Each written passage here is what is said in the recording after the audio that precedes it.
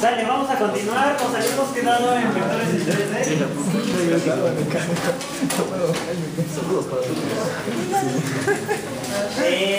Vamos a recordar lo que es el módulo. Si tenemos un vector, digamos un vector B,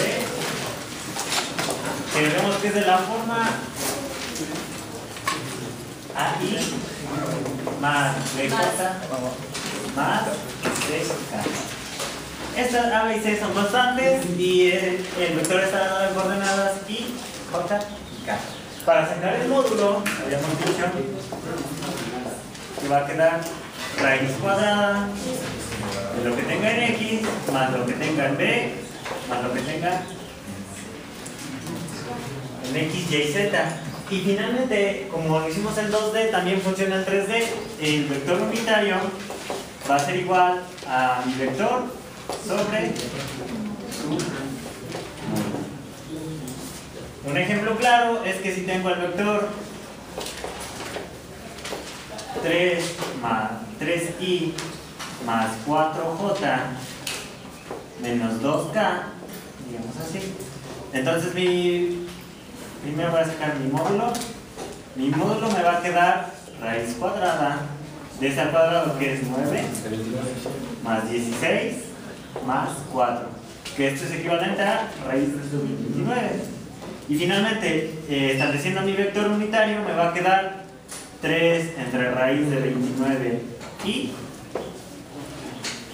más 4 sobre raíz de 29 j menos 2 sobre raíz de 29.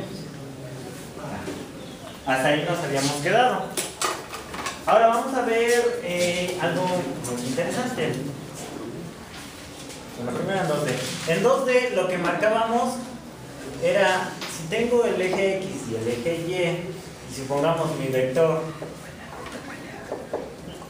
AI más BJ en dos dimensiones, tenemos dos ángulos, ¿verdad? El ángulo que tenemos con el eje X y el ángulo que tenemos con el eje Y.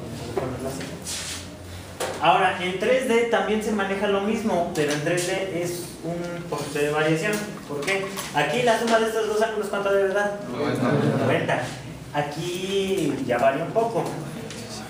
Vamos a tener un vector también con AI más BJ más C.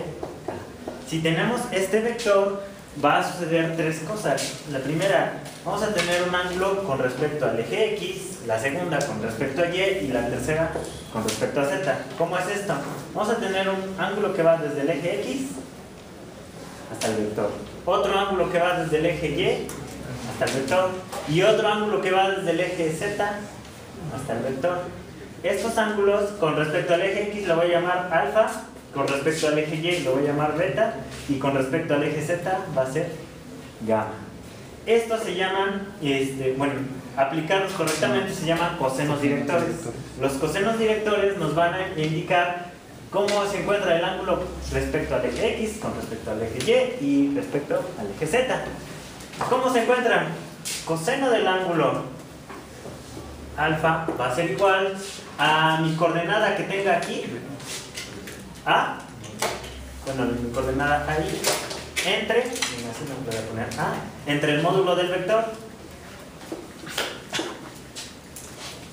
Esto si quiero nada más el ángulo alfa, va a ser coseno inverso de A entre el módulo. Si quiero el ángulo beta, aquí son puros cosenos, no vayan a meterse con senos. Coseno de beta, que beta con respecto a qué eje está? Con Y. Coseno de beta es la coordenada en B con respecto a su módulo. Y alfa, gamma, coseno de gamma va a ser igual a C entre su módulo. ¿Sale? Pero si se dan cuenta, A entre este, B entre este y C entre este, ¿a qué es equivalente? ¿A dónde han visto eso? En el vector unitario. El vector unitario, si quiero, ya trae implícitamente, bueno, el vector unitario es A entre el módulo del vector y más B entre el módulo del vector en J más C entre el módulo del vector en K. Ahora, si se dan cuenta, si saco coseno inverso de este, me va a dar automáticamente el ángulo alfa. Si saco coseno inverso de esta parte, me da beta. Si me saco coseno inverso de este, me va a dar gamma. Y una cosa, si es vector unitario, ¿cuánto debe medir su módulo de este? 1. También, entonces, si tengo coseno cuadrado de este ángulo más coseno cuadrado, bueno, coseno cuadrado de este ángulo más coseno cuadrado de este ángulo, ¿cuánto me debe dar el módulo de este? 1. ¿Hasta ahí copien? Y ahorita vamos a hacer la combinación. No salió todo.